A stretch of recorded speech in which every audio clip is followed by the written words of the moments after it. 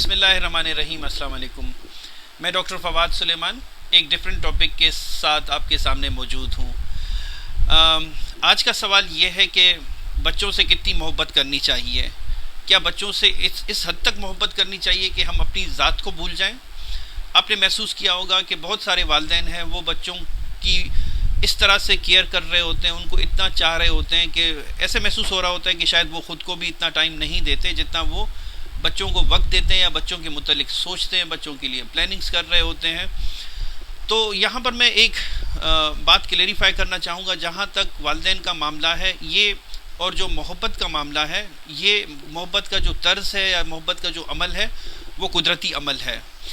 बच्चे के साथ लगाओ, अपनी औलाद के साथ लगाओ, इंसान को कुदरत की तरफ से दिया जाता है। लेकिन अगर इंसान देखे कि उसका अपनी औलाद के साथ ज़्यादा लगाव है या अपने वालिदैन के साथ, तो उसमें ये देखा गया है कि अपनी औलाद के साथ लगाव ज़्यादा होता है। लेकिन ये लगाव किस हद तक होना चाहिए और इसके लिए एक हद मुकर्रर क्यों करनी चाहिए? देखिए, इसमें होता ये है कि जब मोहब्बत का रिश्ता हो या मोहब्बत के रिश्ते की धागे में जब हम बच्चे के साथ बंधे होते हैं तो हमारी तवक्कात भी आहिस्ता आहिस्ता बढ़ रही होती हैं। बहुत सारी मुख्तलिफ़ लोग मुख्तलिफ़ किस्म की तबीयत रखते हैं, तो वो इस हिसाब से अपनी तवक्कात रख रहे होते हैं। जैसा कि कुछ लोग सोचते हैं कि ये बड़े होकर हमारी भी इसी तरह से खिदमत करेंगे, हमें भी ऐसी टाइम देंगे, या ये जिस तरह अक्सर माओं के केसेस में देखा गया है कि बच्चा जो है वो सिर्फ मेरा ही है और वो नफसियाती तौर पर उसको किसी और के साथ शेयर नहीं करती। लेकिन फिर देखा गया है कि जब ज़िंदगी की सूरत हाल बढ़ रही होती है, वालिदैन की उम्र बढ़ती है, उनकी सोच अपनी एज के हिसाब से चेंज हो रही होती है और बच्चों की सोच अपनी एज के साथ चेंज हो रही होती है। तो वो जो एग्जाम्पल थी माँ वाली, जब बच्चा बड़ा हो जाता है और उसकी शादी हो जाती है तो फिर माँ के लिए बड़ा मुश्किल होता है कि अब उसका रिश्ता किसी और के साथ जुड़ गया है, क्योंकि उसने कभी इस चीज़ को जहन में रखा ही नहीं एक तरीके से नफसियाती तौर पर कि ये मुझसे अलग हो जाएगा या कि ये किसी और के साथ रिश्ते में जुड़ जाएगा। तो फिर मसले मसाइल इस तरह के आते हैं।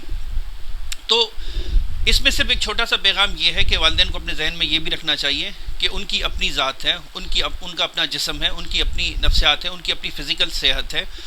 बेशक बच्चों का ख्याल रखा जाए, लेकिन एक हद तक रखा जाए। इस हद तक ना हो कि आप ख़ुद पर कॉम्प्रोमाइज़ ना करें।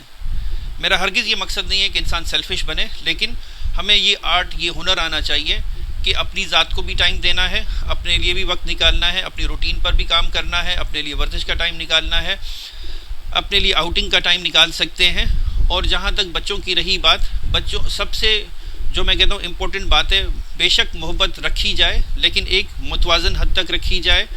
लेकिन उससे बढ़ के जो काम आता है वो है पेरेंटिंग का, कि परवरिश कैसे की जाए, बच्चों के साथ वालिदैन का क्या रवैया होना चाहिए। एक इसमें और इम्पोर्टेंट चीज़ ये है कि बच्चों के दोस्त वही हैं जो उनके हम उम्र हैं। वालिदैन बच्चों के दोस्त नहीं हो सकते। अगर वालिदैन दोस्त होंगे बच्चों के, तो बच्चों को डिसिप्लिन या लिमिट सेटिंग कौन सिखाएगा? जिन वालिदैन को देखा है कि जो परमिसिव है, कि हर चीज़ की इजाज़त दे देते हैं और कोई बैरियर नहीं है, कोई किसी चीज़ की लिमिट सेटिंग नहीं होती, हदूदबंदी नहीं है, तो वहाँ पर बच्चों को देखा गया है कि आगे मसाइल बहुत ज़्यादा देखने को मिलते हैं, क्योंकि उन्हें कभी किसी चीज़ से इनकार नहीं हुआ होता और उनकी एक्सपेक्टेशंस, उनकी तवक्कात इसी तरह माशरे से भी होती हैं।